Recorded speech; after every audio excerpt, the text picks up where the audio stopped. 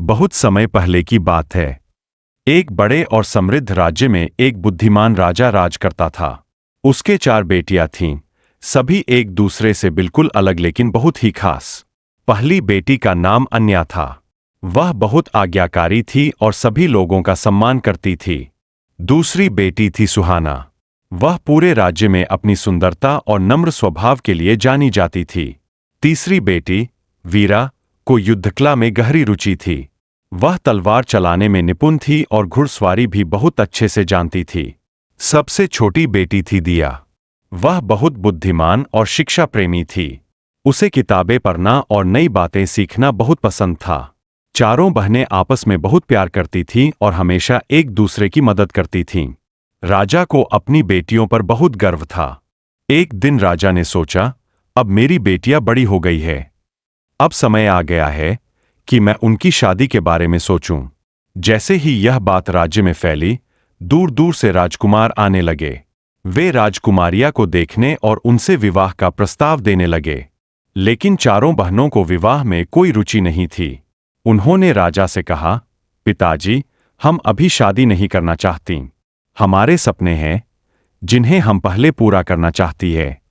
राजा को यह सुनकर थोड़ी निराशा हुई, लेकिन उन्होंने अपनी बेटियों से बात करने का फैसला किया। राजा ने बेटियों से पूछा, तुम शादी क्यों नहीं करना चाहती? अन्या बोली, मैं आपकी मदद करना चाहती हूं, पिताजी। मैं चाहती हूं कि आप शासन में मुझ पर भरोसा करें। सुहाना ने कहा, मैं कला, संगीत और चित्रकला को आगे बढ़ाना चाहती हूं। मैं चाहती हूं कि हमारा राज्य सांस्कृतिक रूप से समृद्ध हो। वीरा बोली, मैं अपने देश की रक्षा करना चाहती हूं। मैं एक महिला सेना बनाना चाहती हूं जो हर विपत्ति का सामना कर सके। और दिया ने मुस्कुराते हुए कहा, मैं एक विद्यालय खोलना चाहती हूं जहां हर बच्चा, चाहे वह अमीर हो या गरीब, शिक्षा पा सके।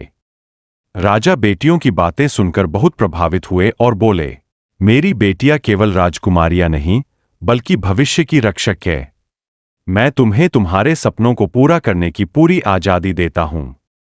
अन्या ने राजा के साथ मिलकर राज्य में न्याय और सेवा को मजबूत किया। सुहाना ने राज्य में कला और संगीत उत्सवों की शुरुआत की। वीरा ने महिला रक्षकों की एक सेना बनाई जो पूरे राज्य की रक्षा करती थी। और दिया ने शिक्षा का दीपक जलाया। उसके विद्यालय में सैकड़ों बच्चे पढ़ने लगे। लोग अब उन्हें 4 रत्न कहने लगे। राज्य हर दिशा में उन्नति करने लगा। कुछ वर्षों बाद चारों बहनों ने जब अपने सपनों को पूरा कर लिया, तब उन्होंने अपने जीवन साथी चुनने के बारे में सोचा। उन्होंने ऐसे साथी चुने जो न सिर्फ राजकुमार थे, बल्कि उनके विचारों और कार्यों का सम्मान भी करते थे। राजा ने धूमधाम से उनकी शादी करवाई और इसके बाद उन्होंने राज्य की जिम्मेदारी अपनी बेटियों को सौंप दी। चारों बहनों ने मिलकर अपने राज्य को एक आदर्श राज्य बना दिया। राजा बहुत खुश थे कि उन्होंने अपनी बेटियों पर भरोसा किया। हर किसी के अपने सपने होते हैं। हमें समय और आत्मविश्वास के साथ उन्हें पूरा करने का मौका देना चाहिए। सच्चा समर्थन वही है जो किसी के अपने फैसले और रास्ते पर भरोसा करे।